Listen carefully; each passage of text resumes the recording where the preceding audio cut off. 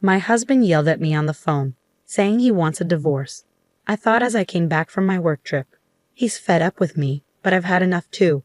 If I say sorry, maybe he'll change his mind. I understand, I said to him on the phone.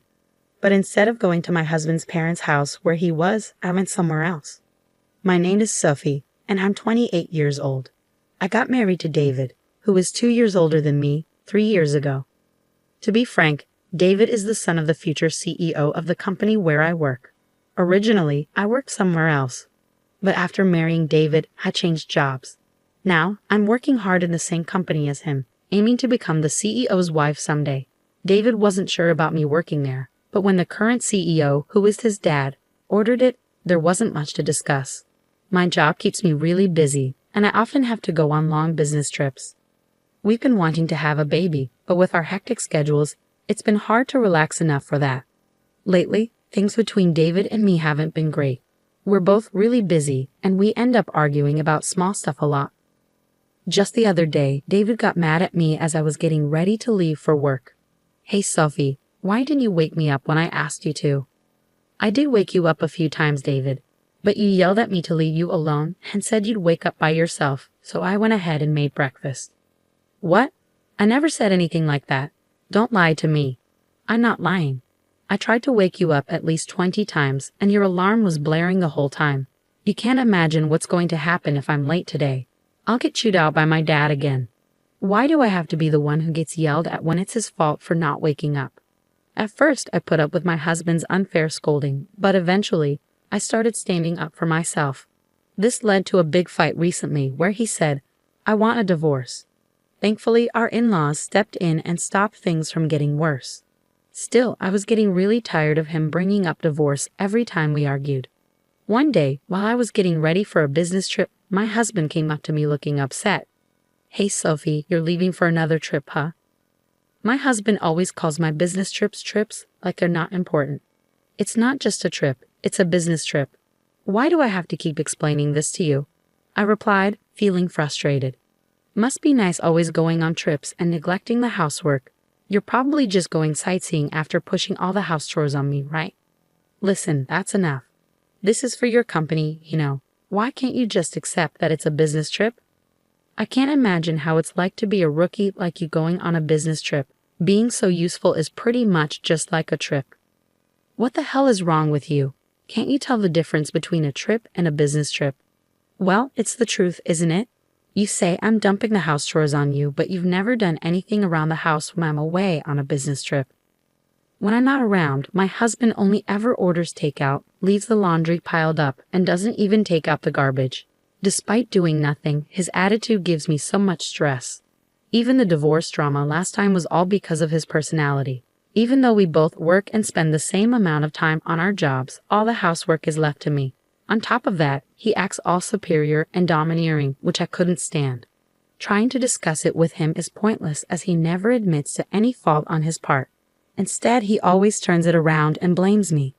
As I continued getting ready for my business trip in silence, my husband started yelling at me again. For goodness sake, the wife of the future CEO shouldn't be taking business trips so lightly. If you're not assertive like me, the other employees will walk all over you. That's exactly why I'm working hard. I need to learn the job and meet with different clients. And yes, being the CEO's son helps. But we also have to acknowledge the efforts of all the employees who work hard to keep the company running smoothly. What are you talking about? The company's success is because of the hard work of all the employees, not just because you're the CEO's son. You should work as hard as everyone else. At those words, my husband got really angry and shouted, "What do you mean, work harder?" The other day, I overheard some employees talking. They said you always pass off overtime and difficult tasks to others and complain a lot. What? Who said that? I'll fire them immediately. That's not the point. Can't you see that you're the one in the wrong here? Can't you see that you're just riding on your father's reputation? My husband's eyes widened with anger, and he grabbed my bangs roughly. Don't get too ahead of yourself. Who do you think got you this job in the first place? Ouch, let go. You're only able to work at this prestigious company because you're married to me, got it? Refuse the business trip. I won't allow you to neglect our home for some work trip. I've explained it many times, it's for my job. I can't just refuse. Shut up. Stop arguing back. You married me, so you should just listen quietly to what I say. Suddenly, his grip on my hair loosened, and I stumbled back onto the floor. If this argument keeps going, it might end up in another threat of divorce. I managed to push my husband out of the room and focused on getting ready for my business trip. When I come back, I'll have to deal with a week's worth of chores piled up by my husband. I bet the laundry will still be there, and the trash will be overflowing. Just thinking about it made me feel exhausted even before the trip. The next day, as planned, I headed off on my business trip. I focused on my work and didn't let personal issues get in the way. When I got back home after a week, I couldn't believe what I saw. I'm back. The house was sparkling clean, just like the day I left for my business trip. It was a pleasant surprise. Thank goodness. Maybe David finally understood how I felt. Perhaps he had a change of heart and decided to help with the housework. Just as I started feeling relieved that my husband was being more supportive, I saw divorce papers on the table. What? What's this? There was a note next to them saying, "I'm going back to my parents' place. We're getting a divorce." Panicked, I quickly called my husband, and he picked up right away. Huh? Did you even read the divorce papers? His casual tone angered me, and I snapped back. Wait, are you seriously talking about divorcing me? Of course. You'd be in trouble if I did, wouldn't you? Don't talk about divorce so casually. Then my husband, sounding smug, said, "If you're going to take it that seriously," and started laying out conditions. "If you start taking care of the house and listen to me, I might think about canceling the divorce. But of course, no more trips." What? Like you, it wasn't just a trip. Huh? Are you talking back? If you are, then I'm divorcing you. You're such a nag. A nag? He calls me a nag when he can't even do a single thing around the house himself. If he's up for it, so am I. Fine. If you don't want to get divorced, then come and apologize. Do you understand? Holding back my urge to argue, I replied calmly, "Okay, I understand. You should have listened to me from the beginning. Now come quickly." With that, he hung up. Instead of going to my in-laws' house where he was, I headed to City Hall. I submitted the divorce papers and they were accepted without any trouble. I was officially single again. 3 hours later, while I was packing up at home, my ex-husband came back with his mother, probably fed up with waiting for me. As soon as they saw me, they started hurling insults. "Hey, how long are you going to keep me waiting?" "That's right. You're a failure as a wife, yet you're out having fun. You should be taking care of David." "Taking care of? How old is David?" "He's older than me, isn't he?" I fired back, feeling frustrated. As I retorted, their brows furrowed in anger. "Shut up. Stop being stubborn and apologize quickly. We're really going through with the divorce. If anyone will be in trouble if we get divorced, it's you, Sophie. You could have been the wife of the next company president and you're okay with acting this way. And you. If you divorce me, you won't be able to live in this luxurious lifestyle. Are you okay with that?" "Well, I never thought you were a good match for David in the first place, so I really don't care." At a loss for words, my ex-husband grinned devilishly. "Fine, this is your last chance. If you don't apologize now, we're getting a divorce. I'll even kick you out of the company. Decide quickly." At that moment, anger surged through me like a fireball. I had to make him understand the reality of the situation. "We're already divorced, you know." "What?" "Just as you wished. I've already submitted the divorce papers and they've been accepted, so I'm no longer your wife." "What?" Her ex-husband and mother-in-law stood there in shock. After a moment of silence, he finally spoke up. "What are you talking about? This must be a joke, right? You wouldn't?" "Why would I lie? If you don't believe me, you can check the records yourself." "No way." Suddenly, the mother-in-law, who had been listening, started to shout. "Wait, Sophie, what have you done?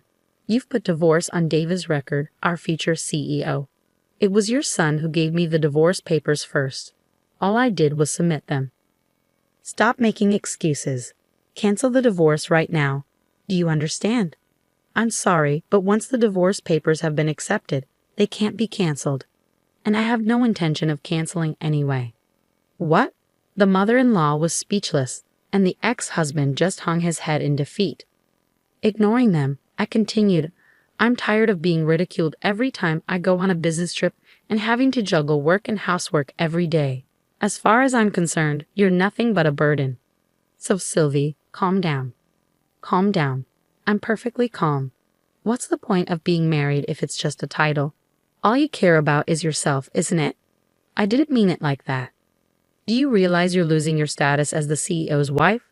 Are you okay with that? I didn't join your company to become the CEO's wife. I don't know how much you've been spoiled, but I didn't marry you to take care of you. Are you really willing to give up this lifestyle? If you just wait a little longer, you could become the CEO's wife. I absolutely refuse to keep being your caretaker. I'm not your mother. Just go and live your life on your own. With an intensity like never before, my husband was completely teary-eyed. His mother-in-law took her turn, stuttering out her final provocation. What if you divorce David? You'll also lose your job. And what if I do? What? I've already informed your father that I'll be quitting the company. What? The mother-in-law and ex-husband's eyes widened in surprise. To confirm, my ex-husband started calling his father. After a few rings, his father answered, and he put the call on speaker. Dad, listen to this. Sophie decided to divorce me on her own. Yeah, I heard. She told me she's quitting the company too. She's so selfish. Can't you fire her immediately with your CEO powers? Well, I guess I should fire someone ASAP. You.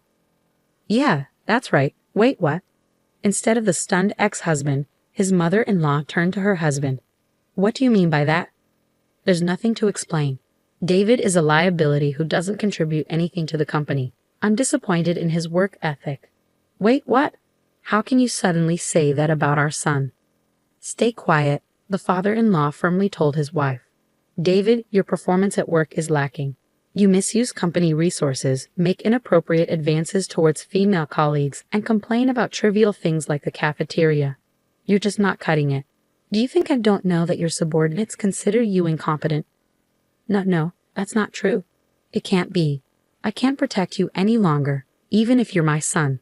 You understand this, right? Just because you're the boss's son doesn't mean you get special treatment.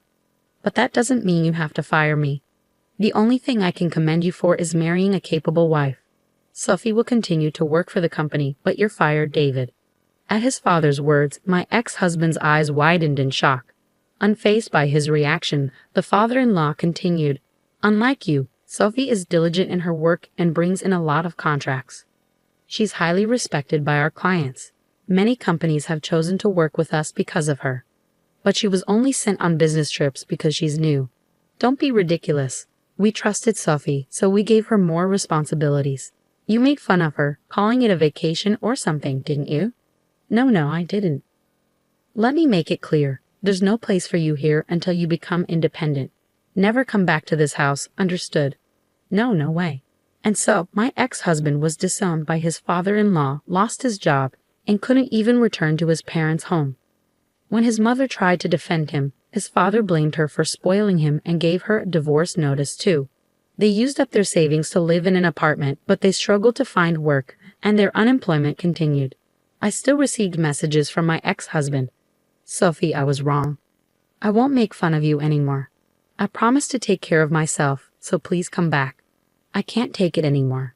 Help me. He was so persistent that I finally blocked his number. I shouldn't have to deal with that mama's boy anymore. On the other hand, I'm still working hard under my father-in-law, who is now the CEO. I have my own team, and I'm enjoying fulfilling days. I'm grateful that my father-in-law is a supportive manager. From now on, I want to pursue my goals without being held back by meaningless